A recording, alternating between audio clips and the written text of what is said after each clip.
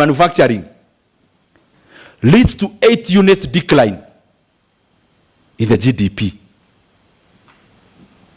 How is that even possible?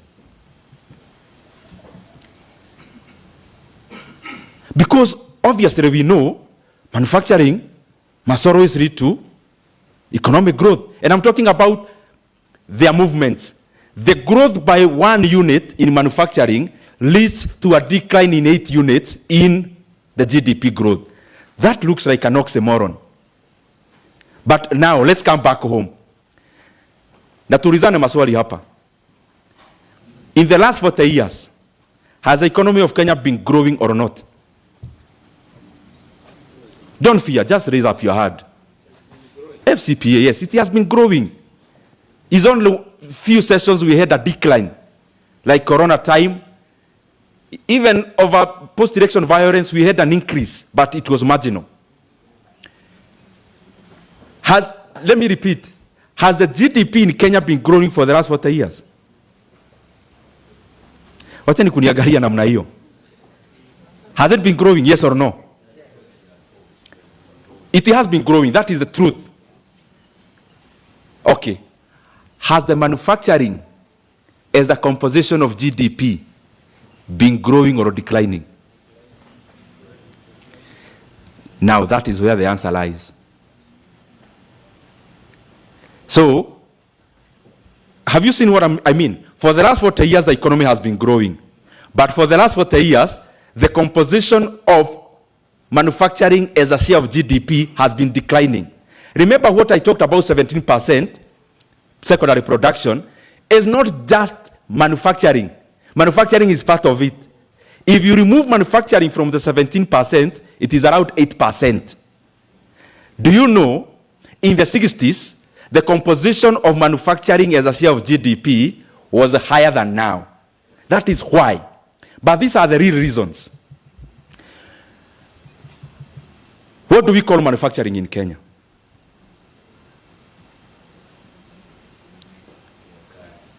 No. What do we call manufacturing? Kwanza wale wasuti. In some cases, we refer to it as juakali. Juakali, that's one. Now let's come to Kenya Association of Manufacturers.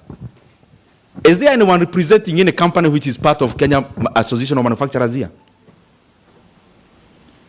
Or anyone who knows about it? Just mention one company which is part of Kenya Association of Manufacturers. Mention one. Yes, my brother. Bidco Oil Company. Nyamazia hapo kwanza. Somebody to, I need the lady in green, please come. Tulisema hii si darasa. Wacha to disomesha hapa. Hapa.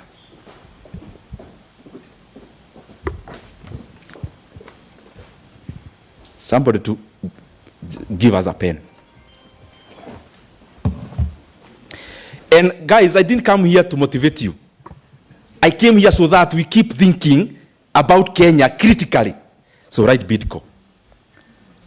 You wanted to say the second one? Say the second one. Very good. Any other? Kenya Association of Manufacturers. I want you to give me who are the members. Yes? Yes, yes, sir. I was mentioning KVM, Kenya Vehicle Manufacturers. Very good. KVM, Kenya Vehicles Manufacturers. So we can put even Isuzu there. Is it? Yeah. Toyota Kenya. Let's put all of them there. Number 3. Flour exporting companies. Higher flour. Floriculture. Yeah, floriculture. And even commercial properties. Commercial properties. Let's first put that star. And I want us to reason together. Floriculture is primary production. We are dealing with manufacturers. Kenya Association of Manufacturers. But that's a good point. Put a star. It is not part of CAM. Yes, sir. Yeah, please say it. Coca-Cola. Coca-Cola. Yes. Mabati Limited. Mabati, yeah? Cement producing companies, Simba Cement and all the rest. Weka cement producing companies. Did I hear Mabati? Put that a Mabati. So call it Mabati companies, all of them combined. All of them. The last one. EABL. Put it there. Very good. Now, wacha tunyamazie hapo kwanza. And I want us to be critical because manufacturing is what will help Kenya. But let's look at what do we actually call manufacturing. And if you collect the data I took is in public domain. Go take it, collect it. You see, for the last 40 years, has the growth, because the decline of manufacturing is a factor of GDP, if it's declining, then the GDP should be declining. But now we see they are inverse. That we agree the economy has been growing, but we also agree even with figures that the composition of manufacturing as a share of GDP has been declining. Number one, we talked about Bidco. Bidco and all edible oils companies, critically let's think, are they manufacturers? Think. Go back to the formula we talked about. GDP is equals to consumption plus investments plus government plus X minus M. So in that formula, Bidco, they do investment because they have machinery. But they also stimulate our consumption. We consume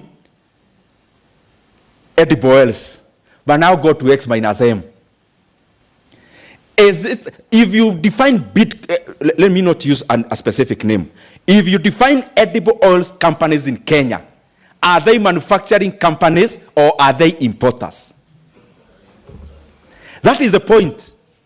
Because if we continue deriding ourselves and lying to ourselves, we will continue doing the same thing, but expecting different results, which we are not going to get.